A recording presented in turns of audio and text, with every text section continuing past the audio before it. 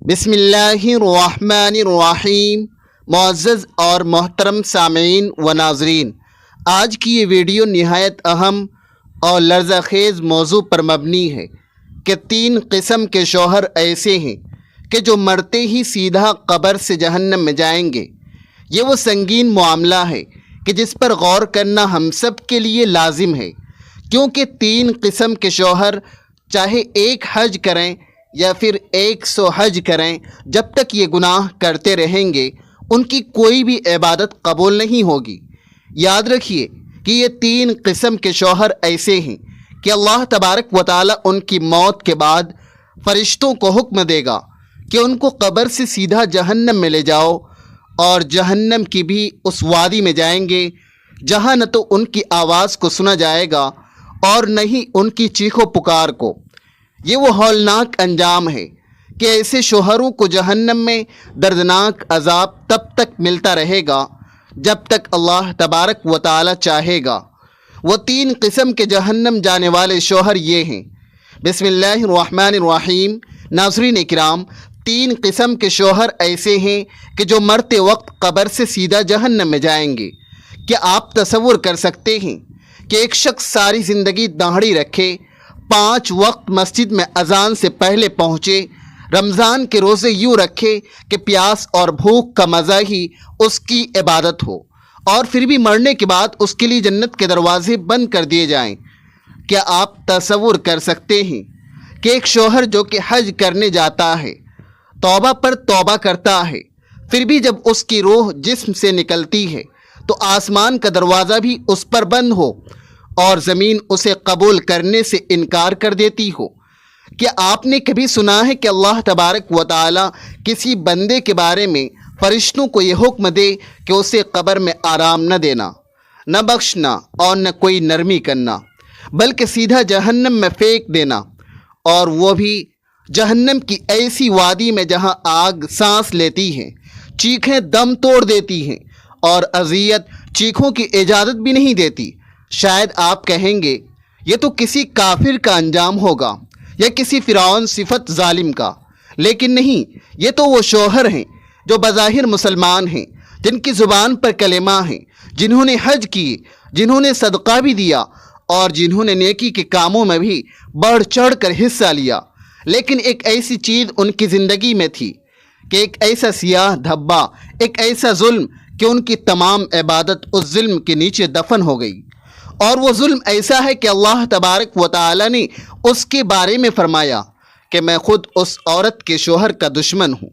جس پر اس کا شوہر ظلم کرے۔ عورت روتی اور چلاتی رہے مگر پھر بھی وہ شوہر باز نہ آئے۔ ذرا سوچئے کہ اگر اللہ کسی بندے کا دشمن ہو جائے تو پھر اس بندے کا کون مددگار رہنے والا ہے؟ اور یہ 3 قسم کے شوہر ایسے ہیں، ان کے لیے رسول اللہ صلی اللہ علیہ وسلم کی شفاعت بھی رکی رہے گی، کیونکہ ان کی بد دعائیں ان کے حق میں جائیں گی، اور ان کی بیویوں کی آہیں، سسکیاں اور آنسو گواہ بنیں گے، گواہ بن کر عرش الہی کو ہلا دیں گے۔ اور جان لیجئے کہ اللہ تبارک و تعالی نے مظلوم کی آہ سے زیادہ تیز کوئی چیز نہیں رکھی، اور جب یہ آہیں شوہر کے ظلم پر بلند ہوں تو پھر عرش لرزتا ہے، زمین کانپتی ہے اور آسمان دھاڑے مارتا ہے، اور پھر فیصلہ ہوتا ہے، وہی فیصلہ جس کا ذکر تم نے کبھی فرعون کے لیے سنا تھا۔ اب وہ فیصلہ ان 3 شوہروں کے لیے صادر ہوتا ہے۔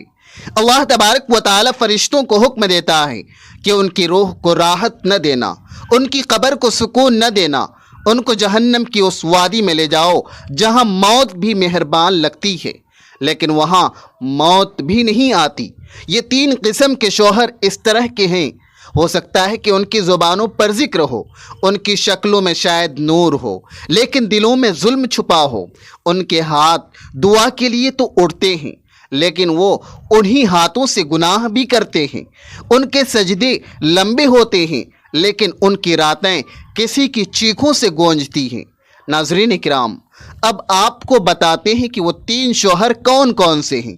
کہ جنہیں مرتے وقت قبر سے سیدھا جہنم میں پھینک دیا جائے گا، اس وادی میں پھینکا جائے گا کہ جہاں ان کی چیخو پکار بھی نہ سنائی دے گی، جان لیجئے کہ قبر سے سیدھا جہنم میں جانے والا پہلا شوہر وہ ہے جو اپنی بیوی پر ظلم کرتا ہے۔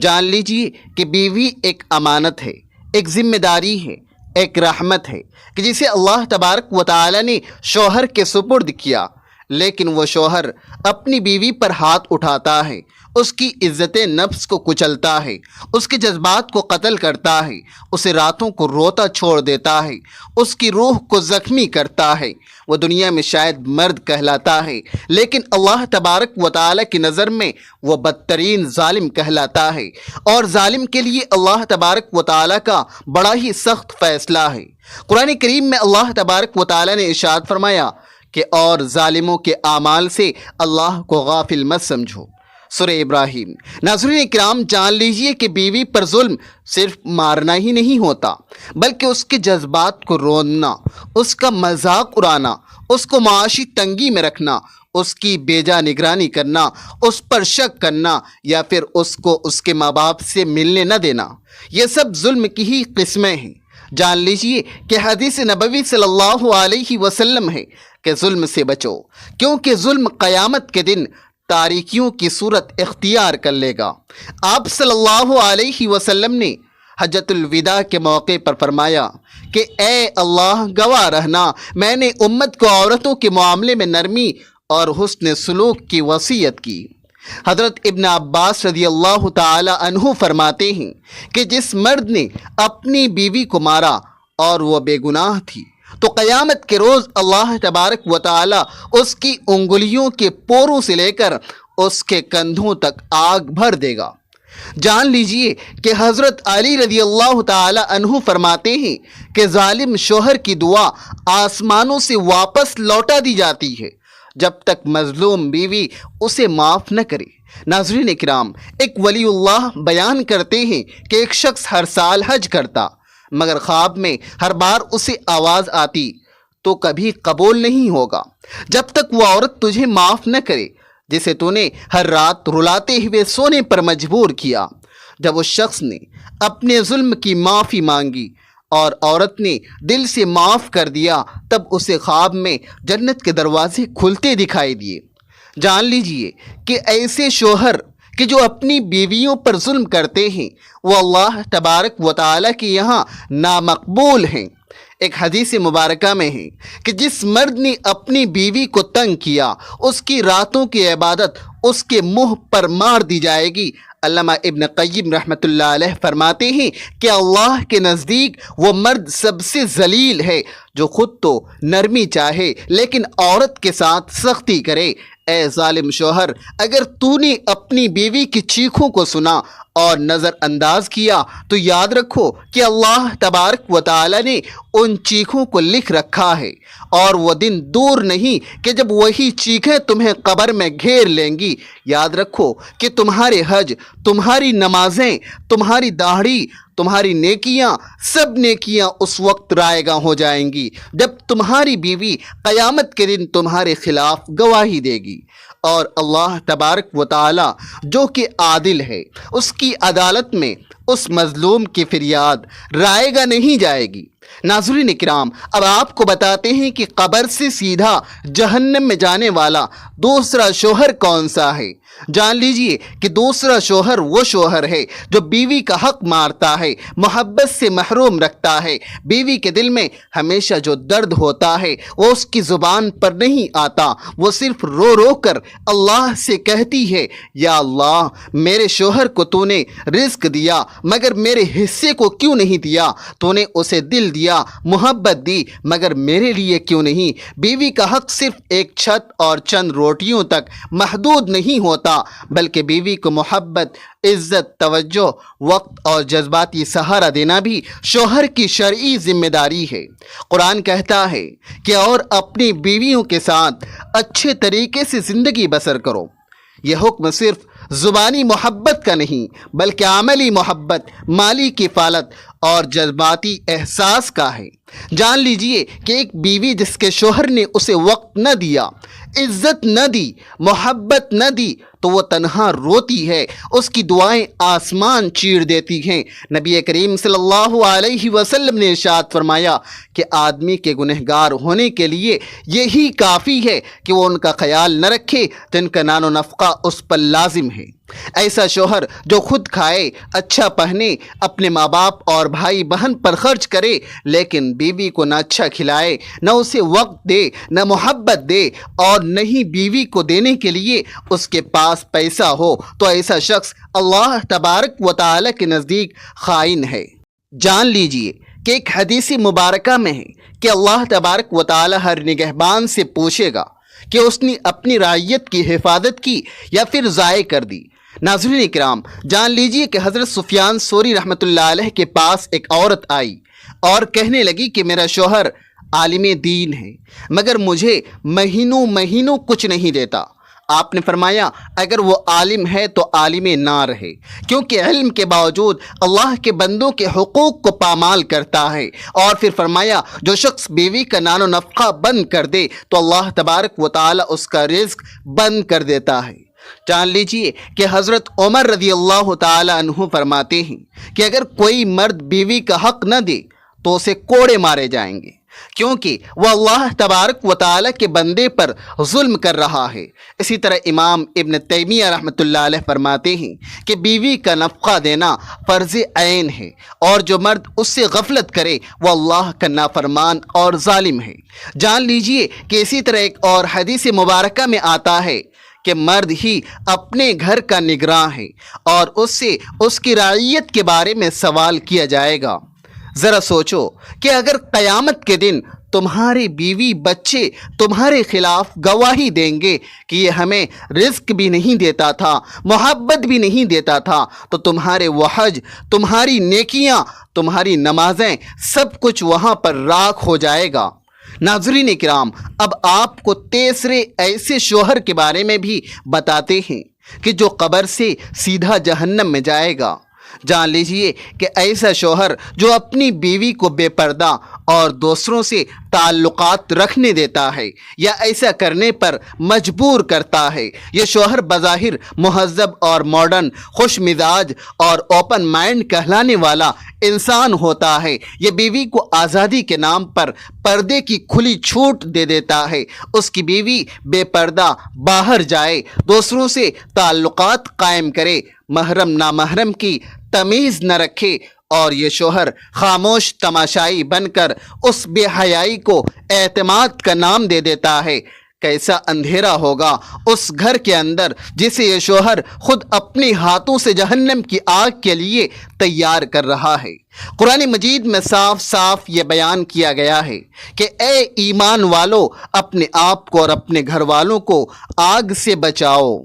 یعنی کہ یہ شوہر کی ذمہ داری ہے کہ وہ اپنی بیوی کو بے پردگی، بے حیائی اور فحاشی سے بچائے۔ اگر تم نے اسے کھلی آزادی دے دی کہ جہاں چاہے بے پردہ ہو کر چلی جائے، جس سے چاہے بات کر لے، جیسا چاہے لباس پہنے، تو اللہ تبارک و تعالیٰ کے ہاں تمہیں ضرور جواب دینا پڑے گا۔ جان لیجئے کہ نبی کریم صلی اللہ علیہ وسلم نے فرمایا کہ 3 لوگ جنت میں نہیں جائیں گے: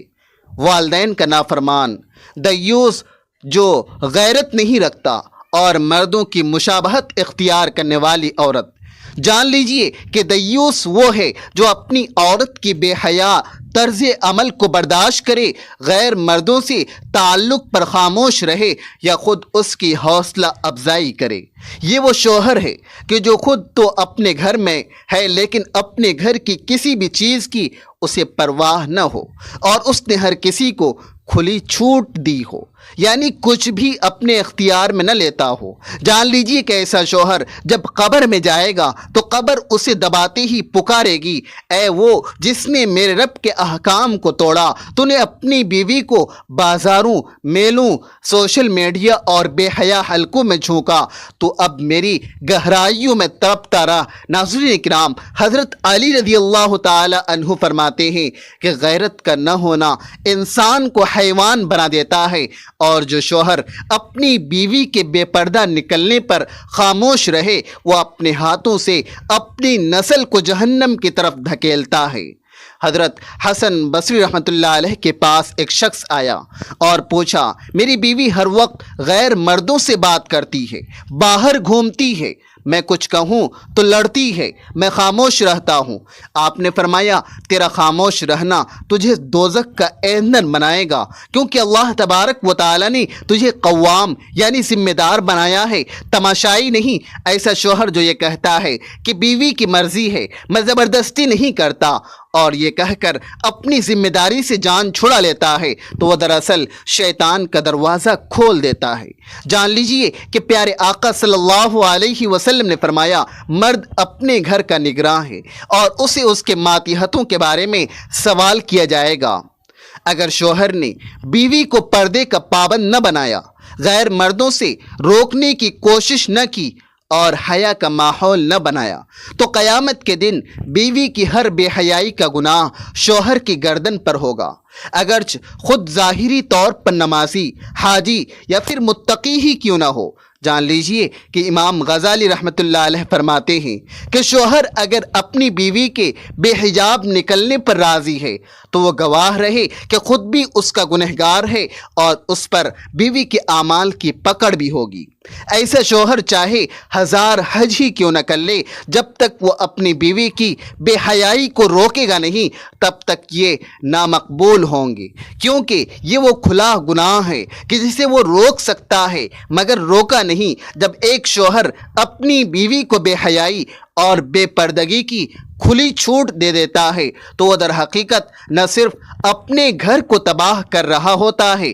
بلکہ اپنے اعمال صالحہ کو بھی خود ہی اپنے ہاتھوں سے خاک میں ملا رہا ہوتا ہے۔ وہ سمجھتا ہے کہ بیوی کی آزادی میں مداخلت نہ کرنا اس کی نرمی، روشن خیالی اور فراخ دلی کی علامت ہے، مگر حقیقت میں وہ اپنی غیرت، ایمان، ذمہ داری اور مردانگی سب کچھ شیطان کے قدموں میں رکھ رہا ہوتا ہے۔ ایسے شخص کی توبہ اللہ تبارک و تعالی تب تک قبول نہیں فرمائے گا جب تک وہ اس گناہ کو روک نہ لے گا۔ جان لیجئے کہ نبی کریم صلی اللہ علیہ وسلم نے ارشاد فرمایا کہ تم میں سے ہر ایک نگراں ہے اور ہر ایک سے اس کی رعیت کے بارے میں سوال ہوگا۔ مرد اپنے گھر والوں کا نگراں ہے اور اس سے اس کی رعیت کے بارے میں سوال ہوگا۔